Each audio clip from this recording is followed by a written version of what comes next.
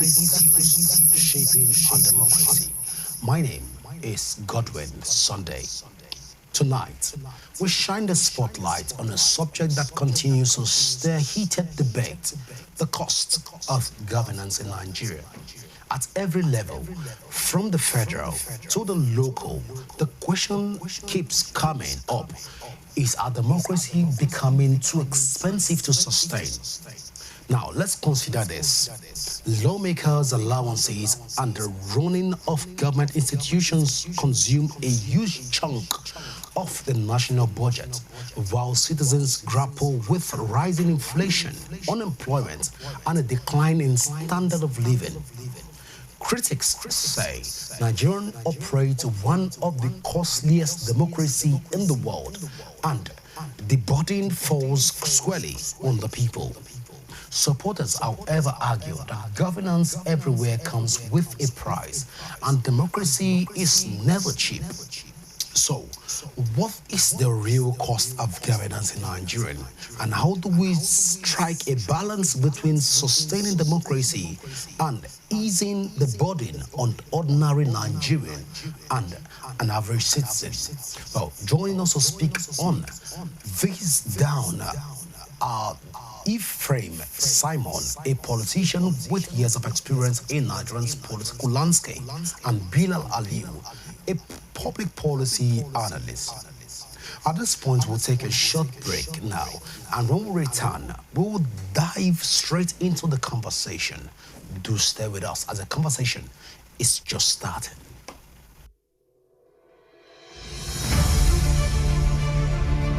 Now that the president keeps swearing in new appointees, new ministers, sorry, I beg your pardon, new appointees, new head of agencies, ministry, parastatals, and other wing of the government.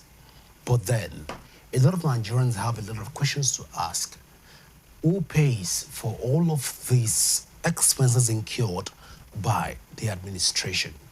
Is the cost of governance becoming too expensive for Nigerians to even look at, talk less of dissecting that issue? Well, I have in the studio with me right now the person of Bilal Aliu, who is a public policy analyst and will be helping us look into some of this concern raised by Nigerians. But first, Bilal, you're welcome to Kurero. It's my pleasure, Godwin. Bilal, a lot of Nigerians will say at this point in time that government is spending all its resources on appointees and other things that doesn't count in order to improve Nigeria generally. But what do you make of the government appointments and the cost of governance in Nigeria in general? Well, the cost of governance in Nigeria today is very outrageous based on the fact that we tend to see the government steadily increasing allowances, bonuses of political appointees while leaving common public servants without an, an attractive welfare package. I know the civil servants are the backbones of the ministries, departments, and agencies. And we tend to find out that most of these parastatals, you know,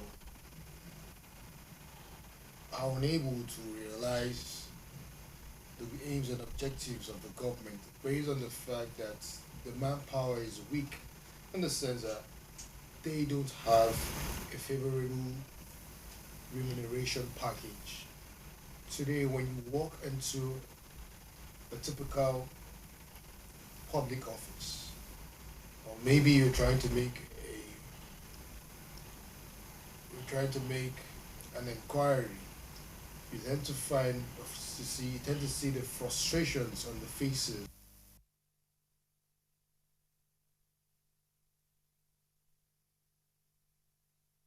based on the fact that their principals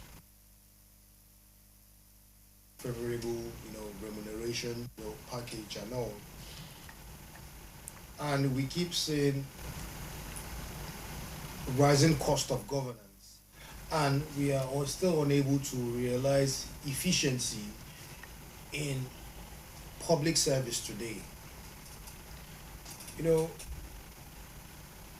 the workforce is more of like the backbone of every organization. And if you're unable to, place your workers and staffs on a favorable, package, you wouldn't be able to realize efficiency, because this is, basic human resource functions. It's so sad to see that the government keeps spending a lot of money on operations and all, and while leaving their own staffs,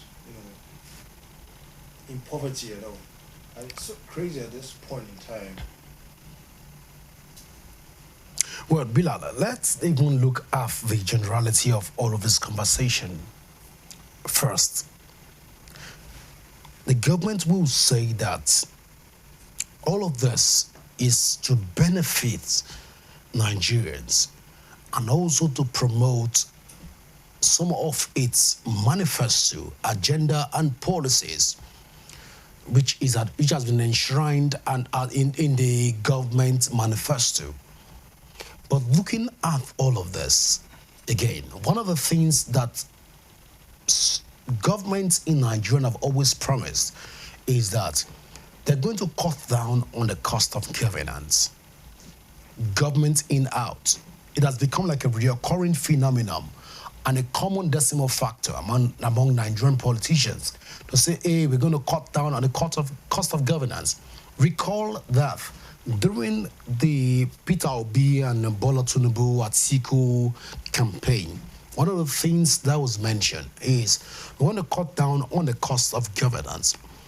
But then, when President Bola Ahmed Tinubu emerged as the president of Nigeria, we've seen so far about 42 ministries, 42 to 43 ministries so far. That's leaving us at about 800 plus agencies and parastatals of government. And day in, day out, we keep hearing that appointment is being made for head of these agencies, ministries, and parastatals. With this level of discourse, can we say that we are serious with the conversation around cutting down the cost of governance in Nigeria? Well, we frequently see, cases of new issued out, new employment appointments into, government offices and all. And we are still yet to feel the efficiencies of the public service. And the more appointments we get, it's at the expense of the people and also the civil servants at large. You keep creating new ministries and all, more appointments, and whereby the rate of unemployment keeps rising. The minimum wage is nothing to write home about, and drafting more Nigerians down below the poverty line. At this point in time, we need to come up with a framework to see how they could cut down the rate of spending. When you look at the political scenarios of other countries like the US today, a Nigerian senator earns more than a senator in the US. You tend to find out that most of these people, live more like the commoners. Unlike Nigeria, you tend to find out to see excess convoys and all. This, goes a long way in terms of, um, funding, because you have to, like, keep maintaining, the fleets of these vehicles, and also the members of the, security agencies going about with people like this. You tend to find out that some political appointees do travel on foreign assignments with private jets and all, which is being, which the expenses are being, handled by the government at large. And still we're not feeling the impact of the public service. The money is a bit spent on appointments and, on political appointees and all. If these funds were channeled towards the, remunerations and bonus packages of the public servants, and also investing these monies in other sectors, we will tend to find out that the Nigerian economic growth will be rising at a very, high pace and all. The government has failed to come up with, a framework and a strategy in order to address these issues. Today in the country, we don't have industries. Most of the national multinationals in this country are piking out and going to neighboring countries like Ghana, Togo, and other West African nations. And this, at the expense of our own economy. And this has really, brought lots of unemployment and all. We have so many sectors in this country which the government hasn't, tapped from. When you look at the extractive sectors, the agricultural sectors, and also, other sectors to education, like they haven't invested in these areas in order to, improve the country or no. But right now, we've seen the cases of employment as more of like, an investment. You tend to see people spending money. But Bila, let me pick into your thoughts right now. Let me pick your thoughts, right? A lot of Nigerians will say at this point we have 36 states, 774 local governments. And although some people will say that these local governments are not viable, but I beg to disagree, because we've seen a lot of local governments that are highly productive in the country. But looking at these and the numerous agencies, ministries, and parastatals of government right now, I've given you the statistics, which is about 800 plus agencies, ministries, parastatals of government out of the 43 ministries of government right now. Can we say at this point the Nigerians or the president is being wasteful in ensuring that it delivers its mandate enshrined in the Constitution and also in its manifesto as being the president of Nigeria? What can we say at this point in time? Well, the issues about creative ministries and also MDAs, when you do a performance of the audit, those performance audits have been done in these ministries and per status. The efficiency and the output of the work, put in by these agencies is nothing to write home about, because as it stands now, most of these agencies are not effective. A lot of them are dormant, and monies and salaries are being paid to people. And when you go, you tend to find out that most times, most of the workers are idle and all.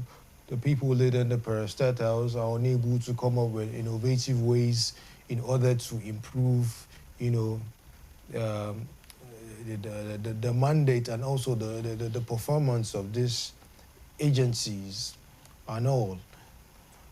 So at this point in time, instead of wasteful spending, the government needs to come up with a mechanism in order to, you reduce the rate But of to start with, expenses. is the government wasteful?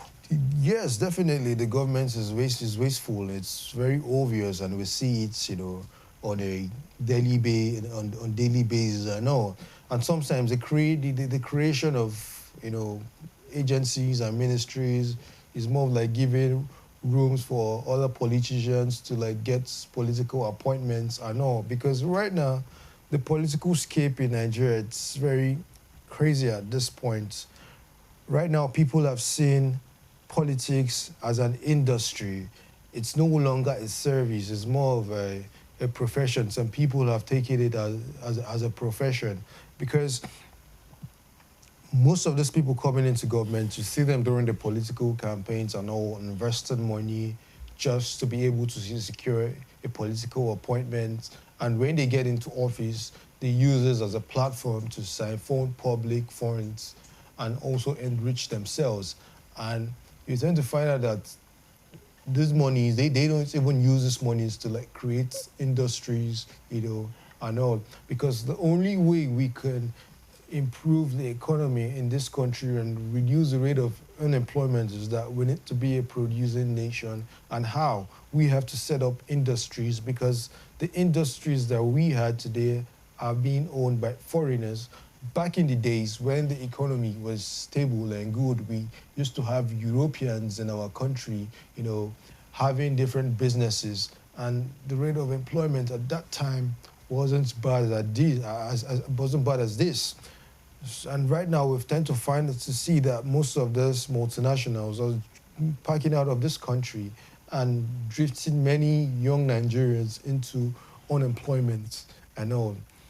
So at this point in time, the government needs to come up with a mechanism in order to checkmate, and reduce the rate of, excessive, spending, and also see how they can strengthen the government parastatals in order to create efficiencies and effective delivery in public service. All right, so Bilal, in one word, you're saying that the government is wasteful, or the government is not wasteful? The government is wasteful, definitely. The government is wasteful, and we can all see it. It's very, very obvious. It's very, very obvious. You tend to find some government agencies that are solely, bent on, generating revenue for the country. But the effectiveness, they don't have the right people, the right manpower in order to discharge their duties effectively, in order to create, effective results that will also add to the development of the country.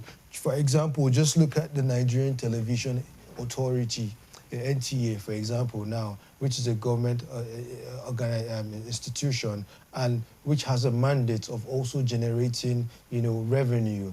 Right now, today, the NTA is a station that, has gone down the drains. A lot of Nigerians don't watch the NTA anymore. Well, and how will they be able to generate? We won't have that authority to speak on that issue right now. Let's not even go to that even conversation right now. But basically, that we have to go for a short break right now. When we return, we'll delve into further conversation. Please stay with us. I don't even know. I did. I don't know what's yesterday.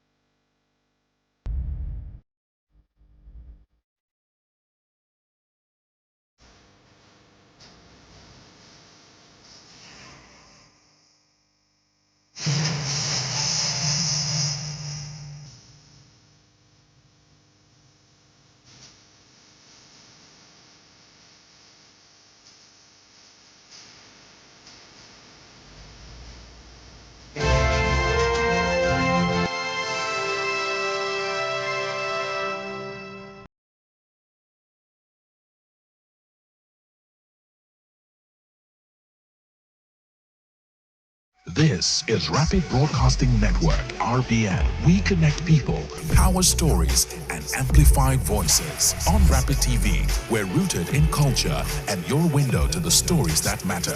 From news to lifestyle, we inform, entertain, and uplift. Join Rapid TV on StarTimes Channel 176, Nigecomsat. On Rapid FM, we speak your language from the soulful airwaves of Umuahia to the vibrant culture of Port Harcourt and beyond. More than broadcasters, we're creators, amplifying that voice within with powerful content across TV, radio, and digital. Join us at rbnradiotv.com and all our social media handles. One network, one voice. Rapid Broadcasting Network, RBN, the sound of your city, rooted in truth, driven by impact. Hello Rapid TV, my name is Kunle Remy. Hello Rapid TV, my name is William Sichemba. My name is Choma Chipuka. Hello Rapid TV, my name is Stan Nze. Hello Rapid TV, my name is Vivian Glam Gabriel. Hello Rapid TV, my name is Jide Kene. Hi Rapid TV, my name is Steve Chooks. Best Afrobeat song will go to The Bunch and Snoop Dogg, Oliver Twist. Piece of my heart, Whiskey. Right now, we'll probably be Grateful by Fino. My favorite Afrobeat song is Afrobeat. I can't. There's so much. It has to be one of my Rasta songs. I love a lot of them. I don't think I have a favorite Afrobeat song right now. I cannot pick. I can't pop. Living in Bondage. It has to be between Blood Sisters and Lionhearts. I don't have favorite anything. I have favorite food. I have favorite colors. I barely have favorite any other thing. Oh my God. Living in Bondage. The first one. I'm not a child. Right now, a ghetto love story. Okay, my favorite Nigerian dish would be Banga stew with rice. Come on now, Okwa. Pounded yam and egusi soup. Beans and plantain. Is oha soup. Fufu and oha soup. Thank you. Bread and akara. bitter leaf soup with catfish and snail and fufu. Proper Santana. Apple. Nnekeduke kime. Idi short ne demuma. Idi kwoi. Ilalo fuma tata. Iteta iligo kwenini. Eman ndigna afọ. You can make things. You understand? Okay.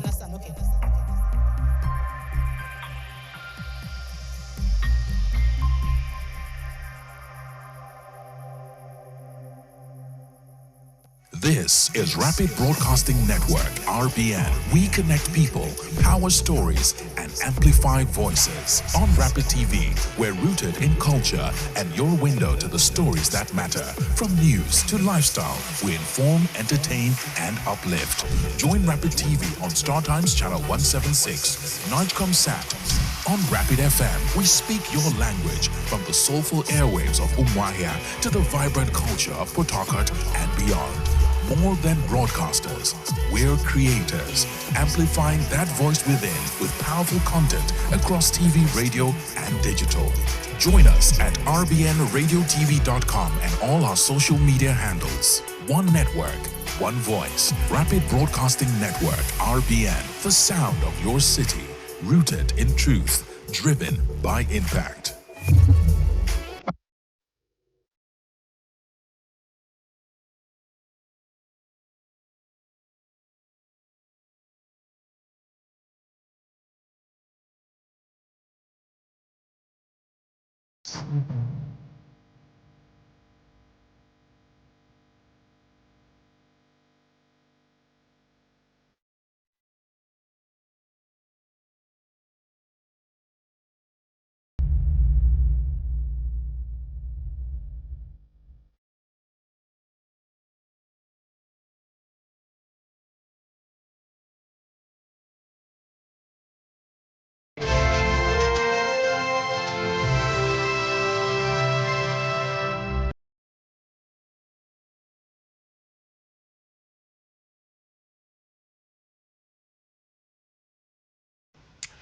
All right, welcome back. At this point in time, I'm being joined also by Ephraim Daudu, and we'll be talking also about some of the issues that borders around the costs of governance in Nigeria. But first, you're welcome to Korero. Thank you.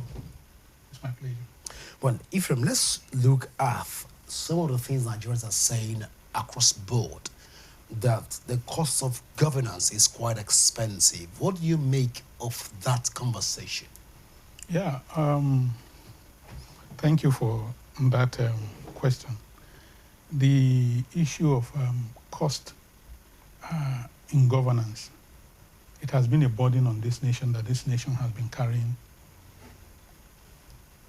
If you look at our GDP, comparing it with other nations, we are just a nation of $500 billion. You look at America, America is $25 trillion GDP. And a Nigerian senator is earning more than an American senator. You can see that it seems from the way we are operating our government, the way we spend money in governance, it seems as if we are not yet serious. We are not serious because the money that is supposed to go for capital expenditure, we are spending it on recurrent expenditures. And no country can develop, no country can, meet up with the earnings of its people if it spends its own money in that way. So invariably you're saying that we should cut down on the cost of senators, 36 state governors, and the 774 local government areas that we have in the country. Is that what you say? Yeah.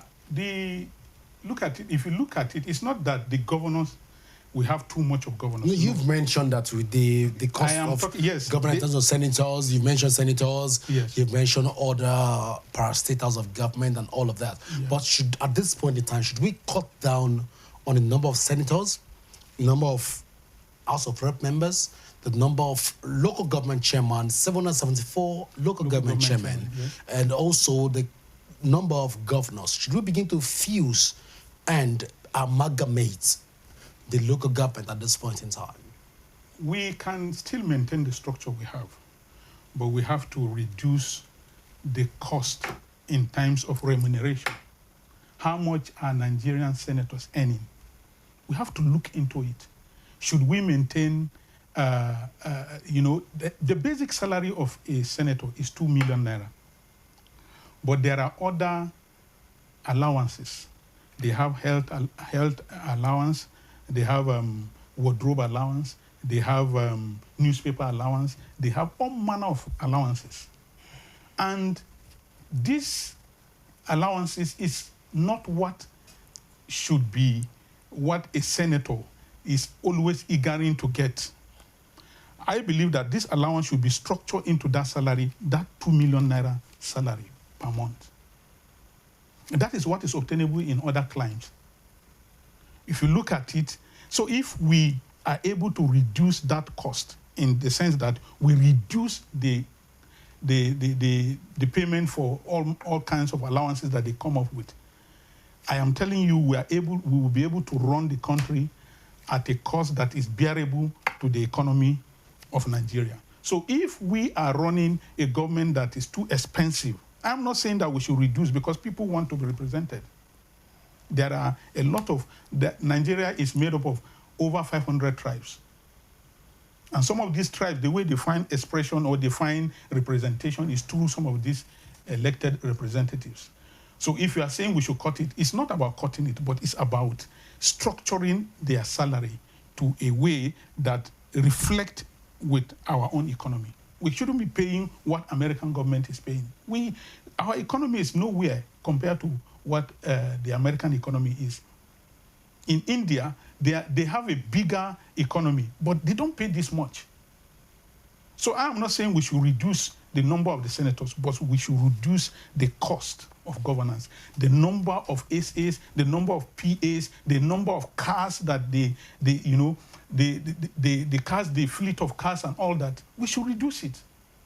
You can't tell anybody that you want him to borrow you money and you are living a lavish life. Nobody will borrow you money. Nobody will take you serious. That is why we have to structure our economy in the way that we will live not as prodigal children or prodigal government. No, we should live as people who know that their people need infrastructure. They need physical infrastructure in terms of schools, road, hospitals, and all that. If you go to our hospitals, I'm telling you, you will not be happy. There are some hospitals, if you go, if you are told to take your dog there, you will not want to take your dog to that kind of hospitals. I have seen a hospital where you will see the beds, You go there, a healthy person, you may even get another disease more than what you took to the hospital. Because they are not well kept, not well furnished. The other day I saw a video of how somebody went to the hospital in, I think it's in somewhere within the town here, maybe I think it's Maitama Hospital. And they didn't attend to the person. They were saying that they were understaffed. That is hospital. That is just one example in the capital city of Nigeria. Then if that is happening in the capital city, what is happening in other places, in the state and in the local government? Well, a lot of Nigerians will argue with you at this point in time, saying that a lot of offices that we have across the country, it's a viral representation of the mandate in which some of these political parties stand for, and it is under their manifesto to deliver. And some of this representation that they have in these offices is basically to represent them in these particular regards. Let's look at this in this perspective.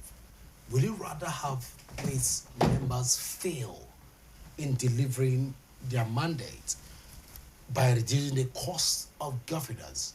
Or what will you have them do? Should they fuse all of this governance together in order to ensure that they deliver, knowing fully well that they have a mandate and they have a manifesto to also deliver in between?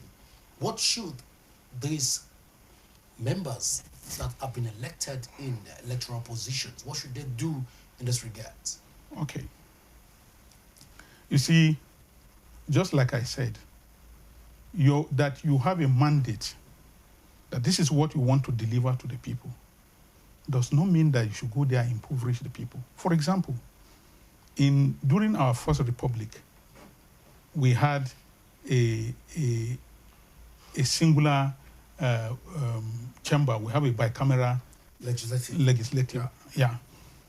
And there were people that were ruling considering the pains of their people. They were not living life of flamboyance. And they delivered. You don't have to live a flamboyant life to deliver. You can make do with the resources you have.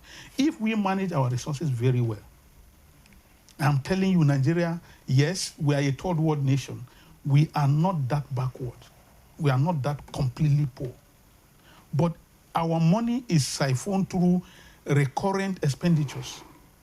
For example, you see some of the members of the House of Reps and the Senate, they have what they call constituency projects.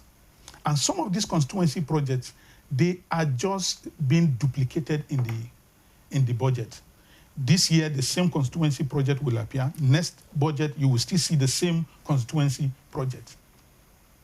That is money that is meant to go into capital expenditure. Let me give you an example.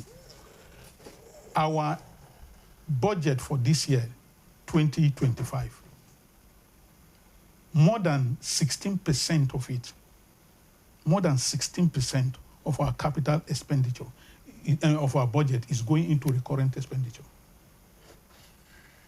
More than 16. Then what we are getting more than even half, not more than 16, more than half of it, what we have for health, for education, for security, as I checked, was not up to 16 trillion. Was not up to that. And our budget is about 54 trillion for this year. So if we are talking about that because we have a mandate to deliver, then we should be wasteful, or we should spend money just on recurrent expenditures. No country developed like that. And Nigeria cannot be an exception. So we have to really, really look into how do we structure the salary of our elected officials. Our Revenue Mobilization and Allocation Fiscal Commission should be able to come up with a policy that will stand the test of time. Not that when the senators get into the offices or the elected officials, they will be determining their own salary. If you ask me to determine my own salary, I would determine it to a way that it would be to my own advantage. You know, absolute power, they say, corrupt absolutely. All right, let's take this conversation back to the local government. And let's take it as far as to Gwagwalada local government in the Federal Capital Territory. Yes. Knowing fully well that Gwagwalada local government needs a lot of representation, and also it needs a lot of attention from the federal through to the FCT itself, and then to local representation. A lot of communities in Gwagwalada local government are yet to see even roads. Let's bring this practical and say there is a road or there is a community that is not represented in Gwagwalada local government, or there is a particular area council, I beg your pardon, and there is also a constituency within a ward within that Gwagwalada local government council that needs to be represented effectively and efficiently, and this local government has not been represented over the years, and it needs a candidate or a person to be able to direct the local government chairman in this light. Are you saying at this point in time, that telling the local government chairman to appoint somebody in this regard to look into this direction and always point him to the direction of projects that have been neglected over the last 3 decades would be an error? Mr. Godwin, that can never be an error. You see... You know, why I'm asking, because this is the origin of more appointments and more appointees of government. Yes. As I said earlier, you see, Gwagwalada, let me take the question in practical terms. You see, Gwagwalada Area Council was created in 1982. Yeah. That is about 42 years ago. Yeah. Except for the intervention of the FCT minister in times of road construction that he has done across all the 6 area council. Which is still limited to Gwagwalada? No, it's not limited to It's still limited? Yeah. If you look at it, if you come to Gwagwalada, you will not believe that you were in the FCT.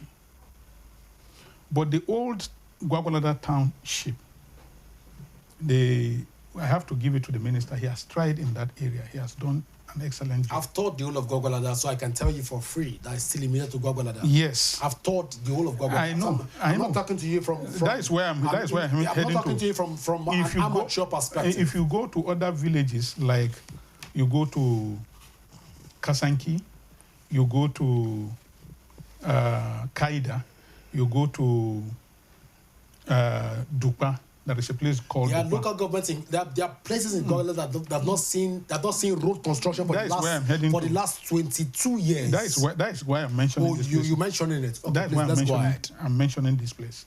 You go to Lady. You go to all these villages. There are a lot of interior villages where you will go there, you will not see anything resembling the presence of governance. There is no government presence in such places. I've been there.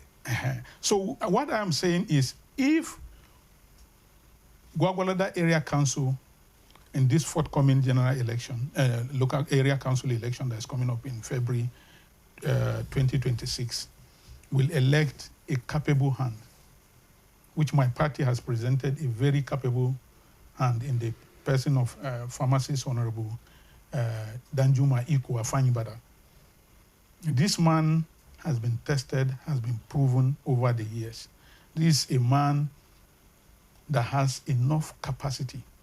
During his days in his primary school, he has always come first in primary 1, from primary 1 to primary 6. In his secondary school, he came first from JS1 to SS3. He got admission into he got a scholarship to study pharmacy. Well, let's not. I'm coming. Let's not go through equals. No, why you mentioned about I'm mentioning Yes. about the cost of governance in this regard. You said about the cost of the governance. cost of governance, because I still have to return back to Bilal Aliyu in the studio. So let's talk about the cost of governance in this regard. Should we talk about appointing?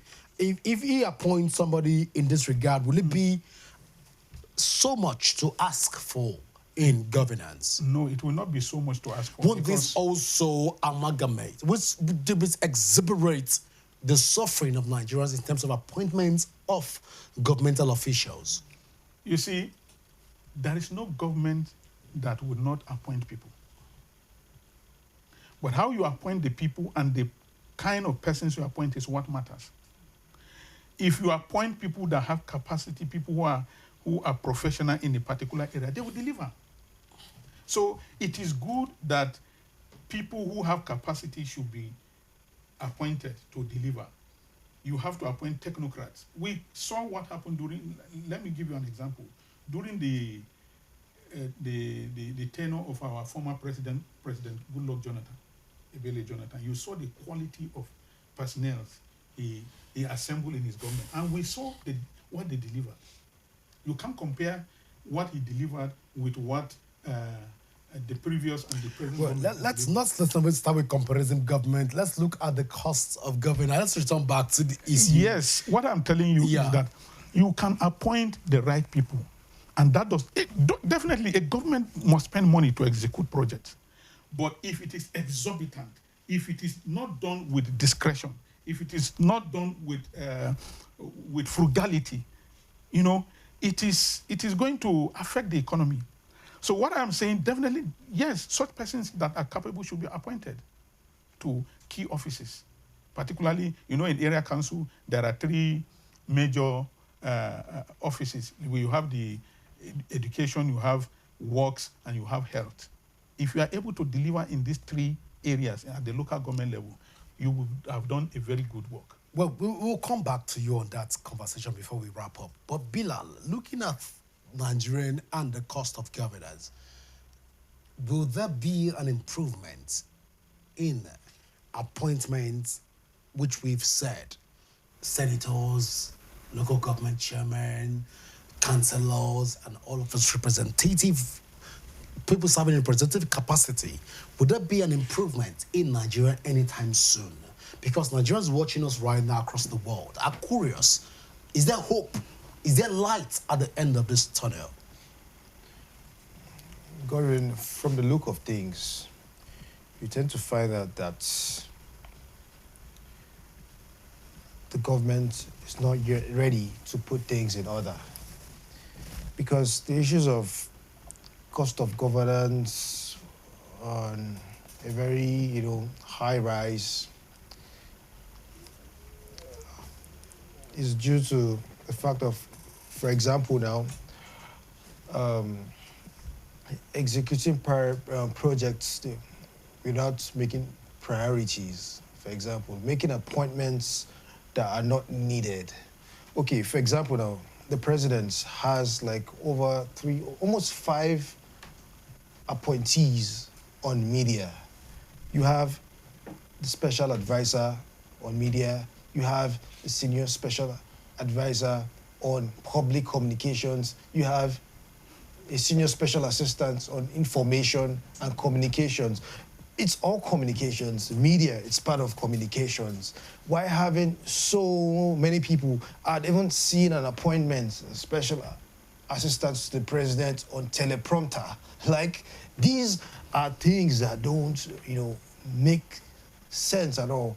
And gulping into the country's, treasury, giving out appointments to people that are not needed. When you do a performance audit on these people or these appointments, you tend to find that it's nothing to write home about. Okay, I've seen a local government chairman giving over 30 appointments. Senior special assistants on agriculture, senior special assistants on youth mobilization. Then these are some people that I've had the opportunity to interact with, what are your duties? You are giving out appointments, and in the terms of like appointment, there is no defined job description.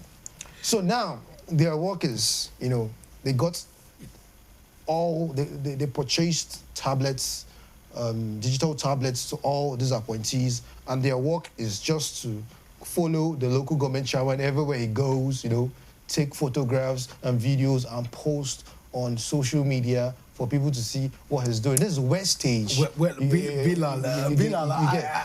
I wish we had more time to talk about all of this issue.